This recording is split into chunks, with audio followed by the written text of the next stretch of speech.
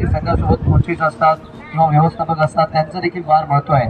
आपण बघतोय सातत्याने बाहेर जर होईल तर पाणीमध्ये रन्स बनवा, अर्धशतकावर नजर ठेवा. दुसरीकडे आलिमबाई विकेटवर पांडुरंग गजे यांचं मात्र इकडे आगमन होत आहे.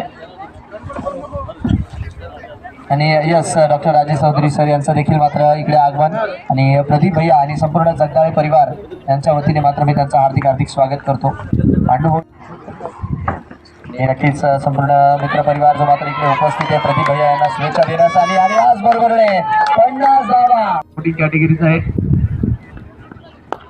along the carpet good sir डिफेक्टवर बाउंड्री लाईनच्या बाहेर.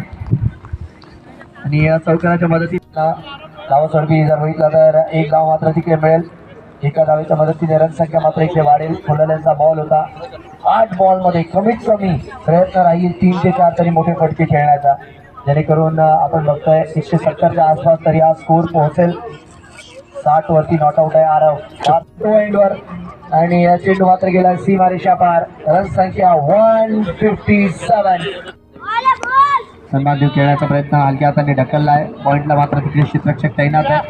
चेंडूला मात्र जोपर्यंत इकडे अडवतो, जसा जसा चेंडू मिळालाय, टप्प्यात चेंडू मिळालाय की आरवने मात्र त्याच्यावर प्रहारच केलेला आहे. 43 बॉल्स 45 नॉट आउट. दुसरीकडे 15 बॉलमध्ये 19 were not out. Viren 15 overs are completed and 121 is on the board for the loss of 1. 121 धावा 15 षटकांच्या आकडे स्कोर कार्डवर लागलेल्या ज्या की आपल्याला पाहायला मिळतात. क्रिकेट देखील आपण बघतोय मोठ्या दिमाखाने आता पुढे जात आहे. यावर्षी जर बघितला तर महिला विश्वचषक देखील आपल्याच भारतीय संघाने जिंकला, आणि नो डाऊट तो मात्र फार मोठा बूस्ट इंडियन विमेन्स. माझं नाव प्रदीप जगदाळे आणि या ग्राउंडचं मी ऑनर आहे. आणि आता जसं की आपण बघतो की आपल्या संभाजीनगर औरंगाबादमध्ये बऱ्याचशा अशा टुर्नामेंट आहे ज्या मोठ्या लोकांसाठी मोठ्या मुलांसाठी होतात, जसं की APL झालं, आता सकाळ प्रीमियर लीग होते. तर त्याच अनुषंगाने आपण लहान मुलांसाठी एक अशी टुर्नामेंट ऑर्गनाईज करतो आहे की त्यांना एक्सपोजर भेटावं. तर आपण ही PS प्रीमियर लीग म्हणून अंडर 14साठी चालू केलेली आहे सध्या. या टोटल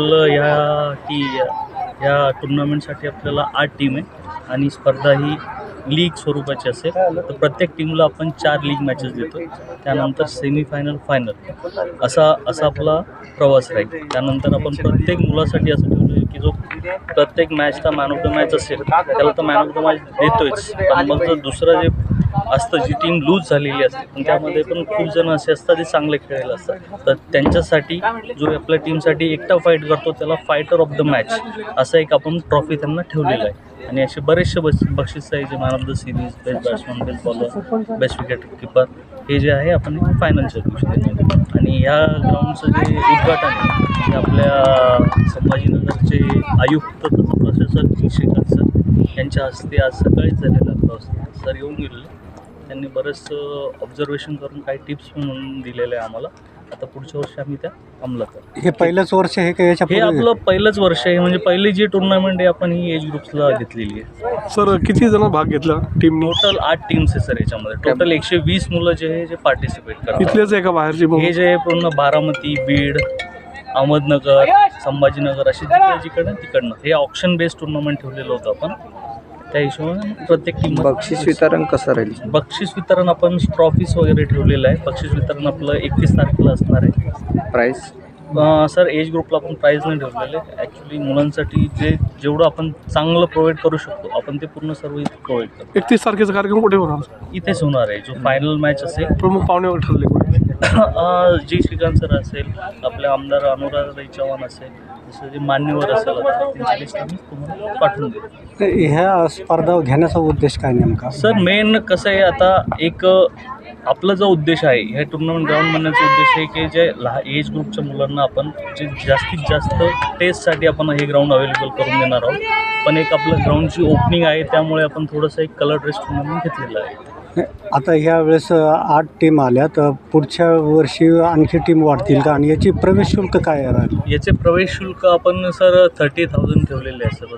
ऑप्शन फीस वगैरे ठेवलेली अशी. तर त्या हिशोबाने आपण त्याच्यामध्ये जी फीस येते त्या फीसमध्ये आपण त्यांना कलर ड्रेस प्रोव्हाइड करतो आहे. यूट्यूब लाईव्ह आहे. जसं की आपण बघता की मोठ्या लेवलला जसं रनआउट असतं, स्टंपिंग असतं, ते एक्सपोजर भेटत नाही मुलांना. तर थर्ड अंपायर पण आपण इथं ठेवलेलं आहे. आपल्याला कोणी स्पॉन्सर वगैरे आहे? स्पॉन्सर आपल्याला आहे इथे 2 स्पॉन्सर आहे. एक न्यू इरा म्हणून आहे, एक स्पाइन हॉस्पिटल. त्यांचे डॉक्टर गौरव चांबले सर आहे.